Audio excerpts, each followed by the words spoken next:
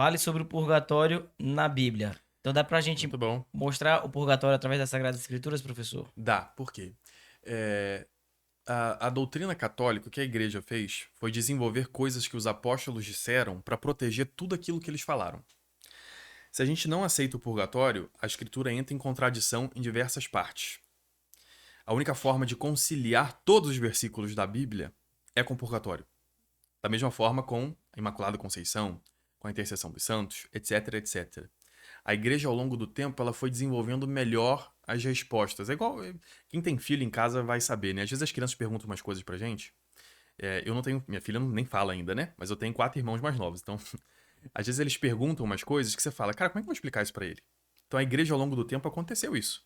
Os novos cristãos, né? Os recém-convertidos, faziam perguntas. Por exemplo, nossa, se Jesus é Deus, como a gente está lendo aqui em João, como é que pode ser que Jesus, em outro versículo, diz que ele é menor que o Pai?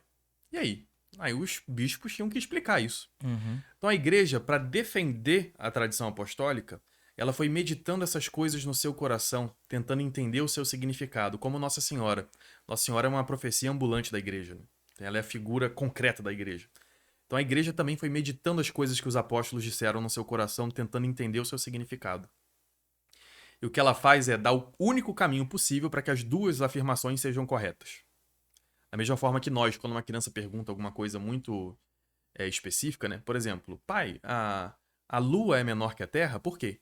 Como é que você responde isso para uma criança? Aí você tem que começar a pensar tudo que você já ouviu, como vai explicar isso para ela, né? Uhum. Então a igreja fez isso ao longo do tempo. Então o que nós vamos ver aqui agora são algumas passagens que só funcionam se a gente tiver o purgatório. Vamos primeiro Interessante. para uma carta, é a carta de São Tiago, a carta mais odiada por Lutero, que se ele pudesse ele tinha tirado, mas ele não encontrou nenhuma desculpa para tirar ela da Bíblia, não conseguiu, graças a Deus. Vamos lá para o capítulo 5 da carta de São Tiago e para o finalzinho dela aqui. São cartas bem curtas, já estava até na carta de Pedro aqui. Vamos para o finalzinho dela, capítulo 5, versículo 19. São Paulo diz o seguinte, ó. Meus irmãos, se alguém de vós se desviar da verdade e o outro o reconduzir, que esse então saiba, quem faz voltar um pecador do seu caminho errado, salvará a sua vida da morte e cobrirá uma multidão de pecados. Como assim vai cobrir uma multidão de pecados? Ele já não é batizado? O sangue de Jesus não limpou todos os pecados? Por que um cristão que reencaminha o outro, ou seja, que faz esse ato de caridade, essa apologética, essa obra de misericórdia, de ensinar o ignorante, de corrigir o que erra, por que ele cobre uma multidão de pecados? Já não estavam todos cobertos por Jesus? Sim, Jesus cobriu todos os pecados com a sua morte na cruz, mas São Tiago parece indicar que é necessário fazer alguma coisa após ser batizado para cobrir pecados. Vamos manter isso aqui na memória, porque agora a gente vai para a primeira carta de São Pedro. E vamos para o capítulo. Deixa eu ver aqui.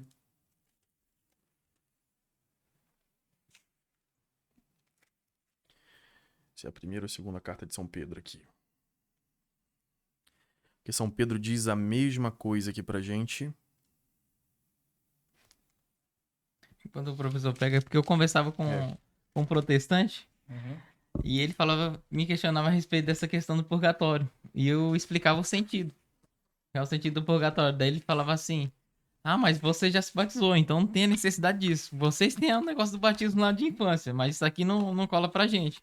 Pois Daí é, ele falava assim, mas daí ele pegou um fato de um pastor que cometeu um pecado público. Uhum. Daí eu falei, e no caso dele agora, como é que faz? Ele falou, ele vai pro inferno. Tipo assim, ele Não tem mais falou. o que fazer. é 880, E né? reduzindo também a questão do pecado. Como se fosse só uma coisa esdrúxula. Ele não pega, entendeu? Aham.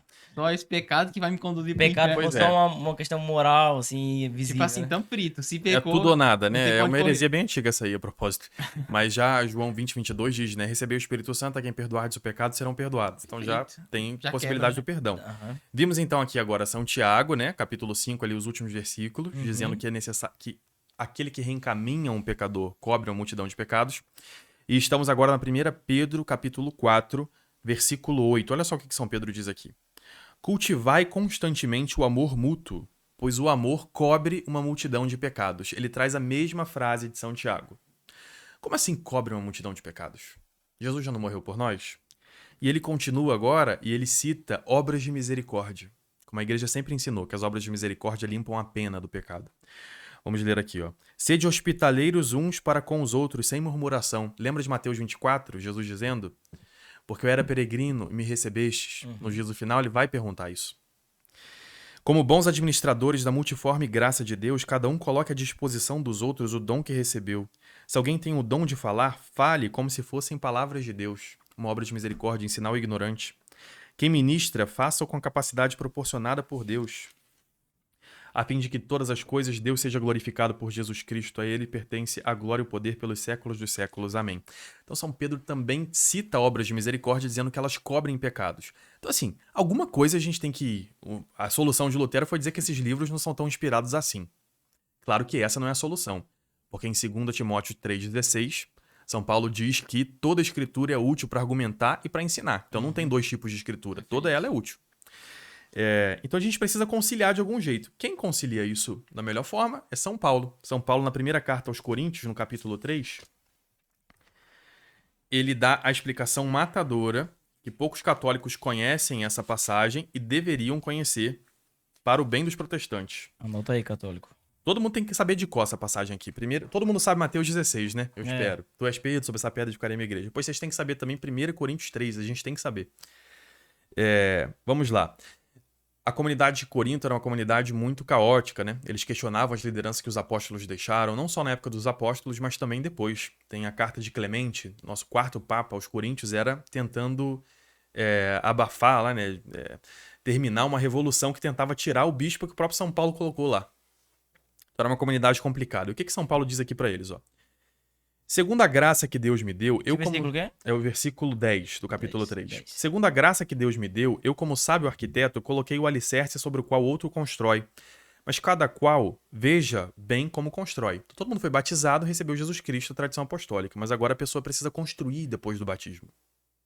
Ela precisa edificar a vida dela em Cristo. É a santificação. A gente precisa se santificar após o batismo. Então o batismo, ele limpa todo pecado, limpa toda pena, limpa toda culpa. A pessoa que é batizada, ela entra direto no céu. Só que Se permanecer vivo, não tá pronto, né? Não, mas vamos lá, assim, se a pessoa morre e já entra no céu, tá. Jesus, ele não quer só que a gente seja salvo.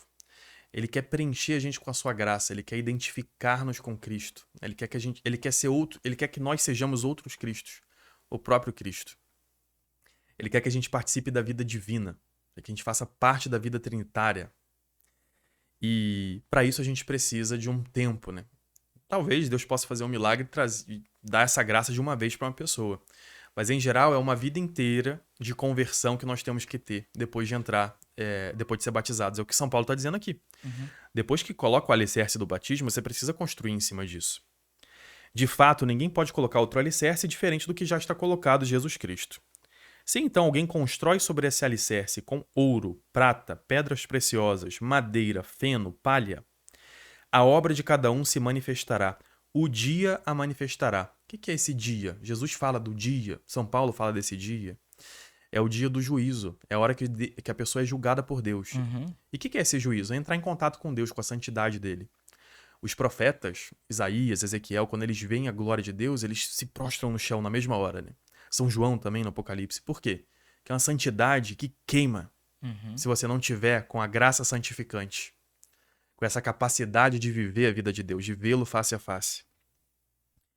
Então esse fogo é essa presença de Deus que vai queimar as obras da pessoa. Então se ela tiver... Vamos ler a passagem inteira, né? Sim. A obra de cada um se tornará manifesta. O dia manifestará, pois no fogo é revelada e o fogo provará a obra de cada um. Se a obra que alguém construiu permanece, receberá a recompensa. Então, se alguém construiu com ouro depois do batismo, vai receber recompensa. Santo. Entrou em contato com Deus e conseguiu olhar para ele. Graças ao próprio Espírito Santo que edificou nessa pessoa esse ouro, né? Se a obra de alguém for queimada, ele será punido, mas ele mesmo será salvo, como que através do fogo. 1 Coríntios 3,15. Então terá uma punição, mas não vai perder a salvação. Exato. Então essa pessoa... Mesmo que a obra tenha sido... Ela já morreu. Você tá vendo aqui, né? É o dia do juízo. Tá morta. Chegou diante de Deus, a presença de Deus vai queimar. Exato. Mas não significa que a pessoa vai ser condenada mesmo se a obra dele for É falha. o que tá dizendo aqui. Ele será punido, ele vai receber uma punição. Uhum. Após a morte, ó. Já tá no dia do juízo, é após a morte. Ele será punido. Mas ele mesmo será salvo como que através do fogo. Gente, isso aqui é purgatório. Perfeito, Você não tem como fugir dessa interpretação. Ele não vai ser condenado, vai ser punido. Mas vai receber Vai recompensa. ser recompensado. Eu vejo que às vezes já vi algum protestante usar essa passagem bíblica pra falar assim, é simplesmente a presença de Deus. Talvez parece que a dificuldade dele é só usar o termo purgatório. Gente, mas olha só, ele será punido. Aí é que tá, né? A igreja, como eu comentei, ela vai desenvolvendo a doutrina Aham. pra proteger as coisas que os apóstolos disseram. E essa punição não pode ser no céu, né? Na glória. Não é na glória, porque senão a pessoa já... Como é que vai ser punida no céu? Então é um momento intermediário. Ah, mas aqui não tá dizendo nada de dia, tá dizendo o juízo final. É porque pra Deus, um dia são 1000 anos é um dia. O tempo fora daqui da Terra, Sim. fora dessa vida terrena, é muito diferente, a gente não sabe como vai ser. Não se calcula, né? Então a igreja, quando ela fala tantos dias de purgatório, a igreja nem fala mais assim, né? Mas por um período, por razões didáticas, a igreja falou, né? Ah, são uma indulgência de 1000 dias de purgatório. Uhum. Então é uma forma didática de explicar o purgatório. Mas é uma analogia, é igual um peixe na água tentando explicar como é que é a vida aqui fora. Ele vai falar, você dá um impulso, mas depois você cai. Ele não sabe explicar direito Sim, como é. É outra realidade, né? Mas o que tá aqui, e que os protestantes não podem negar, senão eles estão negando a Sagrada Escritura. É que a pessoa já morreu, já tá no dia da manifestação ali do juízo, e a sua obra vai ser testada, as obras que ele fez. E se essas obras não passarem por esse fogo, forem queimadas, ele será punido. Ele mesmo será salvo, vai pro céu. Uhum. Mas de alguma forma passando pelo fogo. Tem uma punição. Gente, de alguma forma passando pelo fogo é o purgatório. Não tem tem como como, né, fugir disso. A passagem é muito clara. E nosso Senhor Jesus Cristo já tinha... Vamos só pegar mais um Sim. mais um capítulo, Usa só o pra nome que matar. quiser. Parece que às vezes é birra só pra não falar o nome Isso aí é isso. questão de nome, né? Porque os protestantes, mesmo sem saber, eles têm muita influência de Guilherme de Ockham, que era um nominalista, né? Então ele dizia que não tem uma... Não existe... franciscano, Não né? existe eu não sei exatamente qual é a ordem dele, né? Mas ele diz que não existem ideias gerais, que tudo são flatus votis, são só palavras. Então o protestante dá muita atenção pra palavra especificamente. Entendi. Sem saber, ele nem sabe quem é Guilherme de Ockham, né? Mas ele tá influenciado por ele. Então a palavra purgatório, ela aparece pela primeira vez no século VIII, escrita, né? É mais antiga, mas aparece no século VIII. Quando um papa, eu não vou lembrar agora qual é o nome dele, ele manda uma carta para os gregos, dizendo assim, tanto nossos santos padres aqui, ou seja, os padres da igreja do Ocidente, quantos de vocês, os do Oriente, ensinaram que existe uma purificação após a vida, das penas, né? Então a pessoa é salva, mas de alguma forma passando pelo fogo, como Sim. diz aqui São Paulo.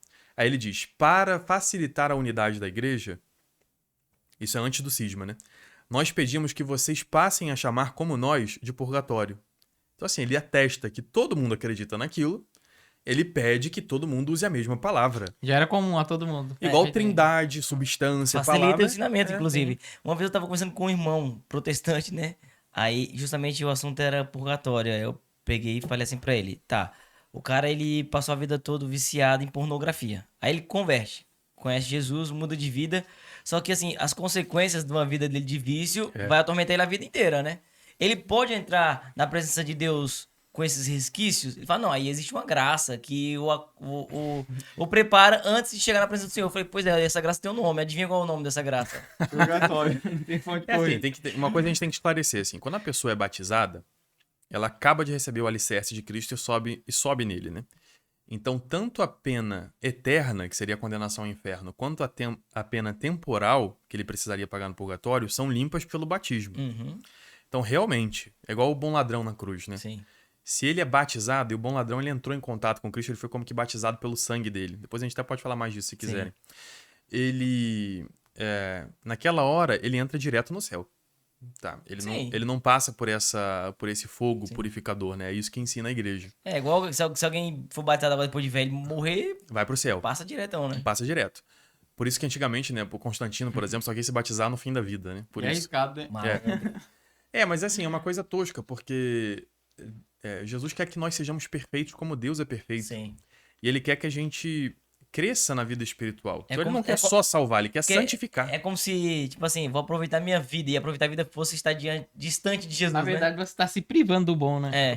Vamos dar um exemplo aqui. É assim, tá na minha frente aqui, eu não sei se aparece na câmera aí, mas tem uma xícara e um copo. E cabe, tipo, 2 vezes, 3 vezes o que tem na xícara cabe aqui no copo. Então a pessoa que acaba de se converter, ela ganha um copo limpinho. Só que é um copinho assim, ó, pequenininho. Então se ela morre, ela vai com um copo limpo e consegue já beber ali. Só que é só um pouco de água. Então ele é plenamente cheio da graça de Deus. Um copinho de cachaça, imagina, é limpinho. Então ele consegue encher até a boca completamente, o máximo que ele consegue. E ele tá lá no céu, beleza. Só que assim, o normal, o que Cristo quer, é que a gente não só receba esse copo, mas que a gente que o faça crescer, como se fosse possível a gente fazendo um copo crescer, né? Só que nesse processo pode ser que a gente suje o copo. Esses são os pecados após o batismo. Legal. E eles precisam de purificação. Então acho que é uma analogia fácil da gente entender, E né? purgatório não é segunda chance. Que fique É. bem claro. Purgatório não perdoa pecado. Que acho que essa É. confusão fica na cabeça do protestante. Não, já tá Não. perdoado o pecado, são Aí, o consequências do purgatório só pecado. tem uma porta, né? É. O céu. Ó, Jesus Cristo explica isso da melhor Mas forma. se você morrer em pecado, mais uma chance agora. Purgatório não é isso.